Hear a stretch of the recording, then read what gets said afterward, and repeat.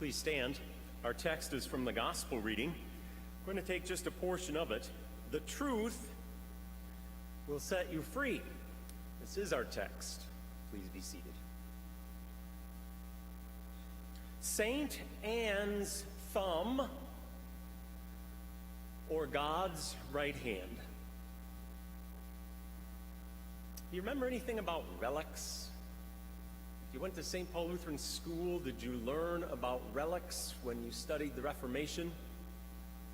Old artifacts, so to speak.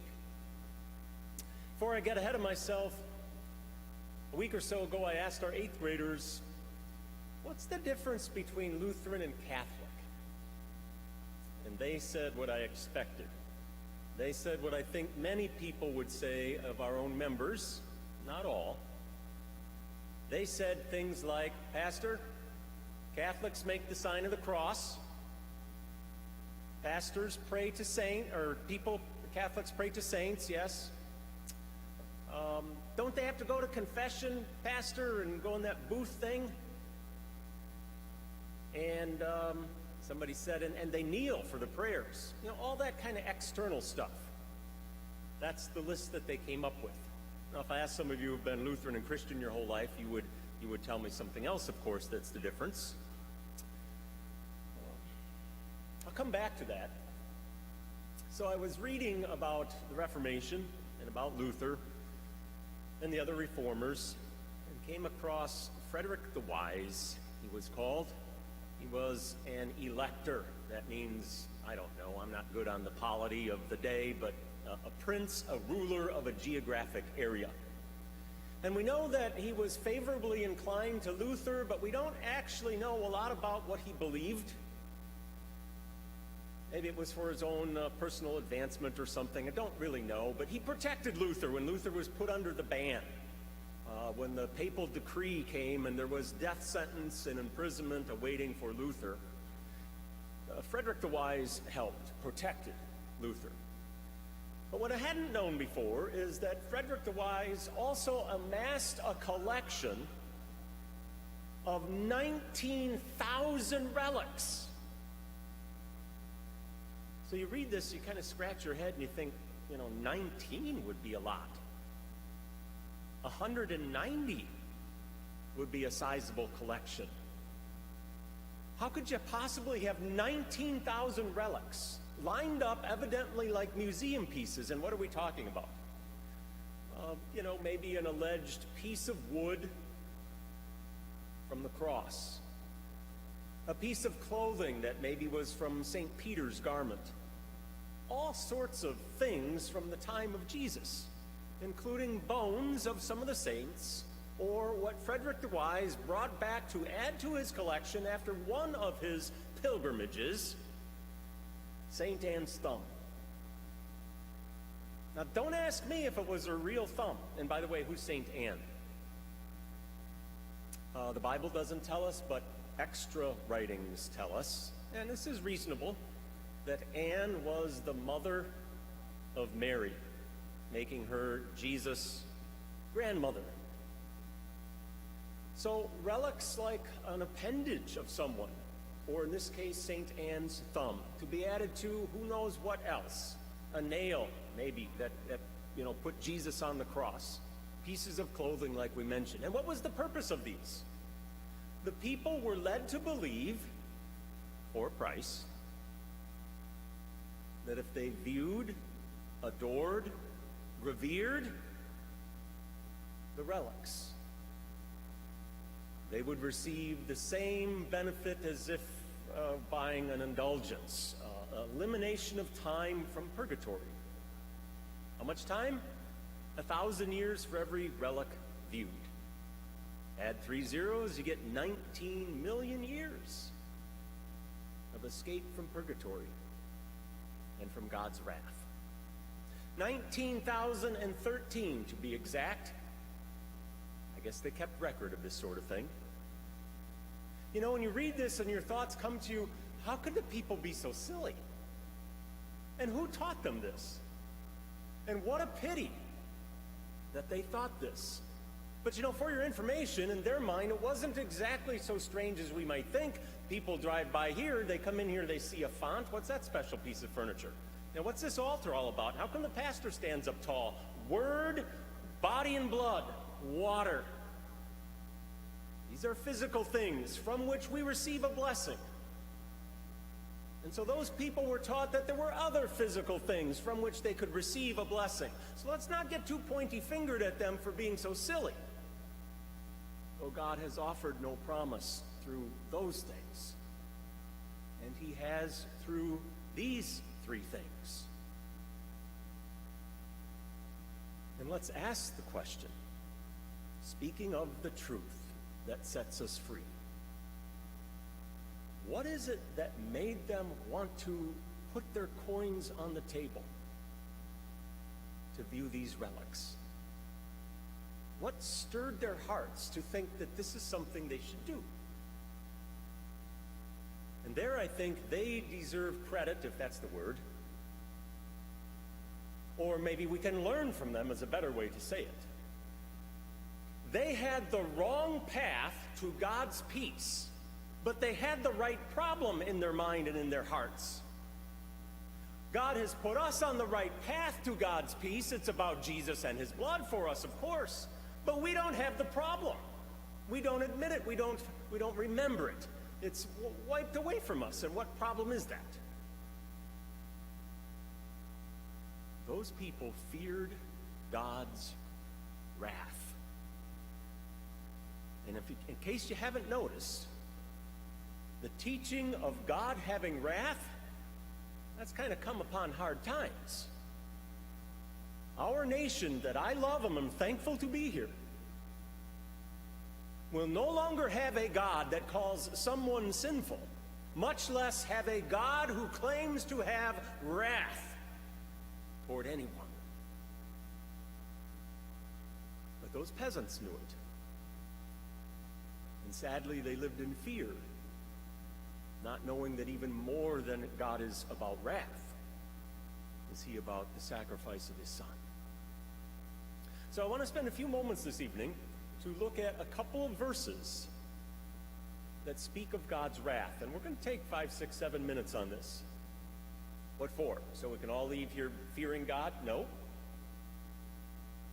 Because if you're like me, sometimes your faith gets a little flat. Kind of loses something. Faith is not an emotion, however, it does involve a relationship with God, not only believing stuff. It does involve emotions like being thankful and wanting to praise him. It does involve understanding what Christ has done for us so that I'm stirred and moved to do some things that I wouldn't otherwise do. And when I'm not stirred and moved and desirous to do some things for other people, when I'm not hungry for his supper, when I'm not really thankful anymore that he went to the cross for me, one of the reasons might be because it's been a while since we've reviewed what exactly did he save us from? And what did it cost him to do it? So I went looking for verses that deal with God's wrath. In the Old Testament, there's only about 500 of them to pick from, literally. I didn't look at all 500. I just started going through randomly. Passages that would have the phrase, the wrath of God. Here's a couple of them. This is from Isaiah chapter 30. His lips are full of indignation, and his tongue as a devouring fire. I thought, okay, that bites a little bit. Hosea chapter 5 says, God pours out his wrath like water. I'm thinking that's a lot of wrath. And then I went back into Isaiah, came upon this one. It's a little bit longer. This is the one that got my attention. Why is your apparel red, and your garments like his who treads in the winepress? I have trodden the winepress alone, and from the peoples no one was with me. I trod them in my anger and trampled them in my wrath. Their life blood splattered on my garments and stained all my apparel. I trampled down the people in my anger. I made them drunk in my wrath, and I poured out their life blood on the earth.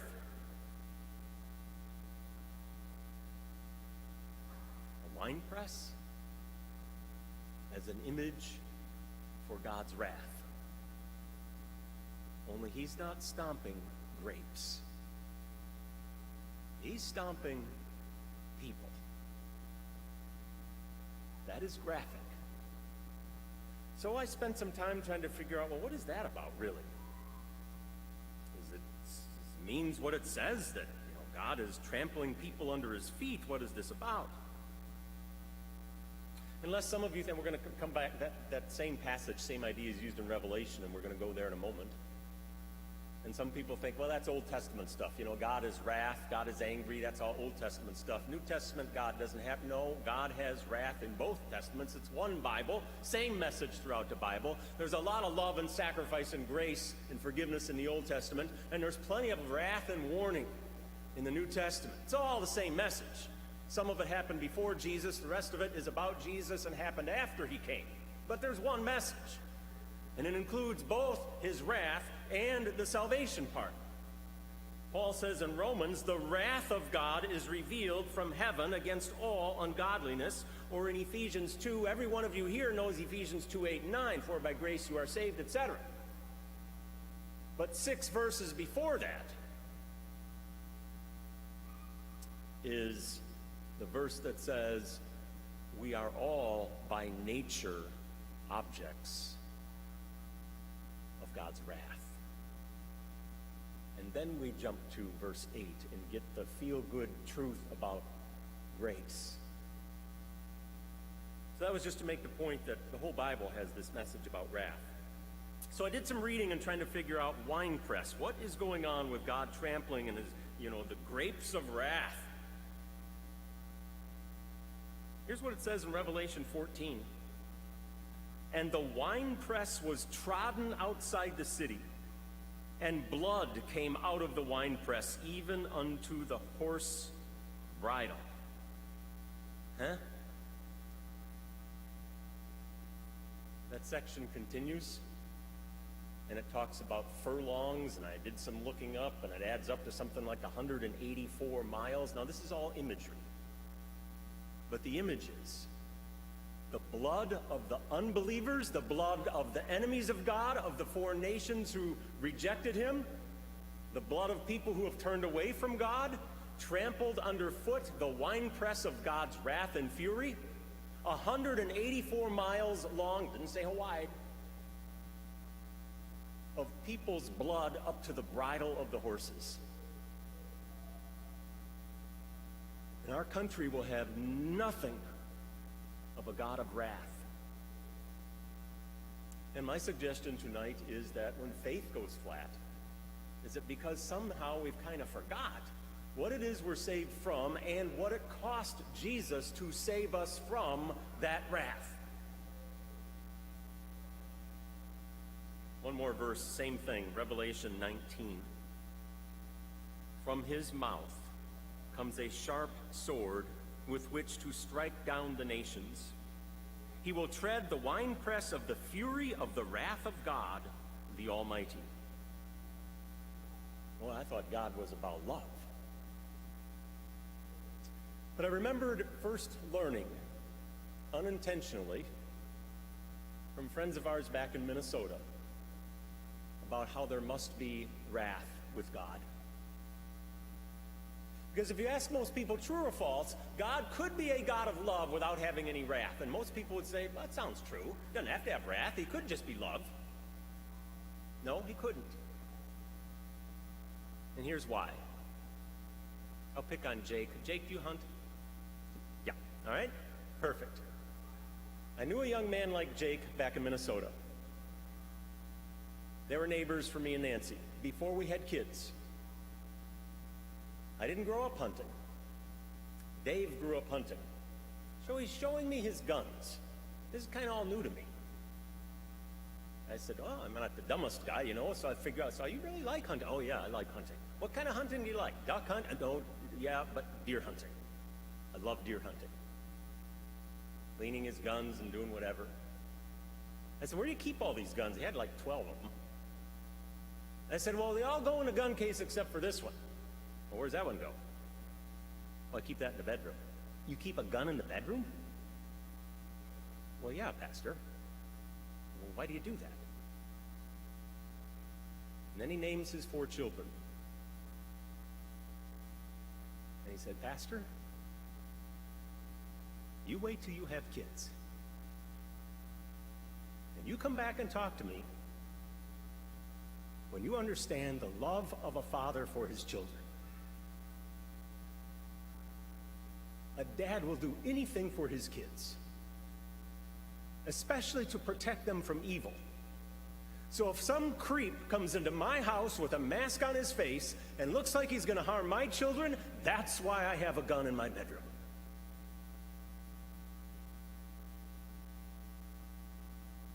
Would it be loving for a dad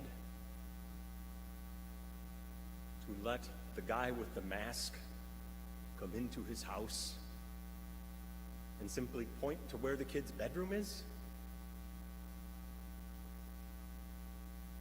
We have a father,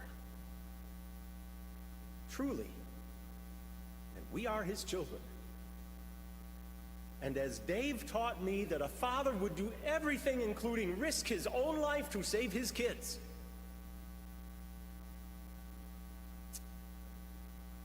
so it goes with our Father in heaven. He will do anything to risk us from evil, or in this case, to risk us, to save us from his own wrath. And that brings us to God's right hand. That metaphor, that image, that picture of who God is not in any of the Bible verses. I just thought it sounded nice. If we're going to talk about St. Anne's thumb, let's talk about God's right hand. And of course, you know that God the Father is spirit, and he doesn't have a right hand. It's a figure of speech, and it's used periodically in the Old Testament as a depiction, a pointing to his Son.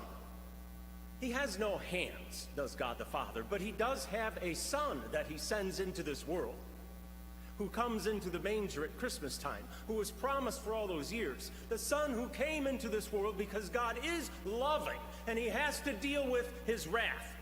There is wrath for sin and for unbelief and for all the evil. And though there will not be a literal stomping of human beings underneath the feet of Jesus,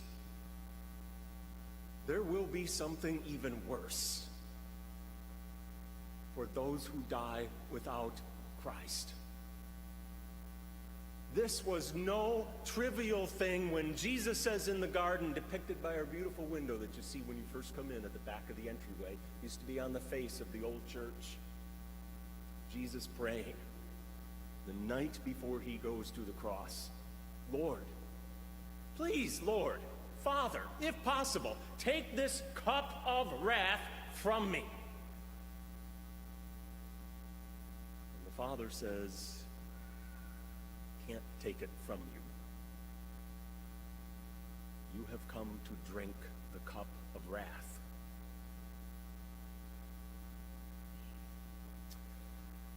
Last night, just about done here, I was at a local establishment known as the Lumberyard. Met Chloe's father there. A couple people sat on the other side of him. Dan makes nice, introduces himself to this couple. Then he says, and this is Pastor Shoup. He's a pastor at the church downtown. I'm thinking, okay, this is going to be interesting. Usually that goes fine. This woman starts to talk to me about religion. Chloe's dad sort of starts to back out of the picture. Well, thanks, Dan. Leave me here. We talk about her church, our church. She's a part of that church body that Luther said, you know, we need to bring the truth of the gospel of Jesus back to God's people. And so as we went back and forth, this lady who may come here. They told me when they left. They may visit here. I hope they do. We had a long discussion. I can't tell you the whole half hour's worth.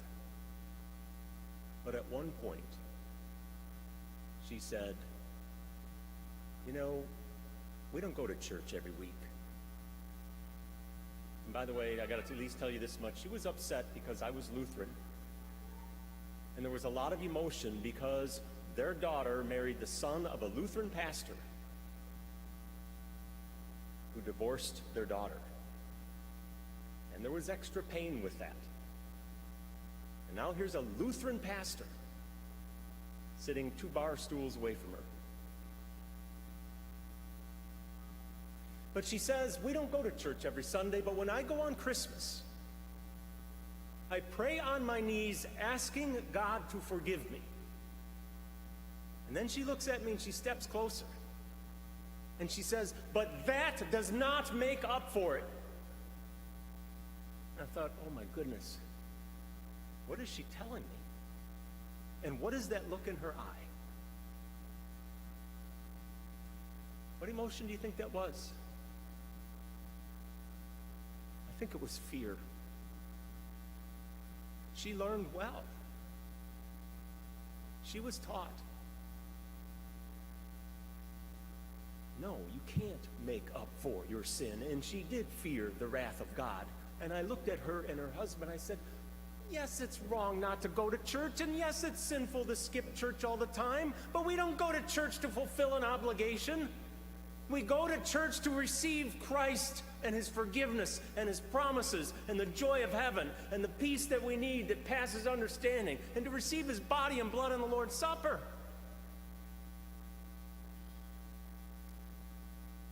And you know what she did next? She gave me a hug.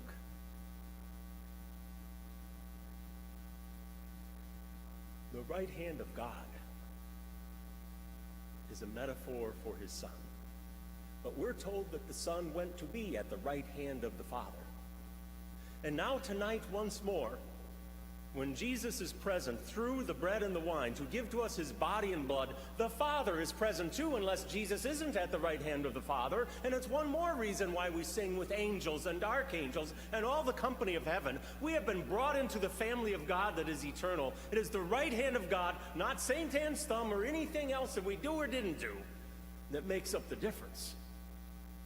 It's his Son, who claims you to be his own, who washes away your sin. Even if we don't understand his wrath or fear and respect him like we should, we are his children, and he has done it all for us. A blessed Reformation evening to you. In the name of the Father, and of the Son, and of the Holy Spirit. Amen. We stand to sing.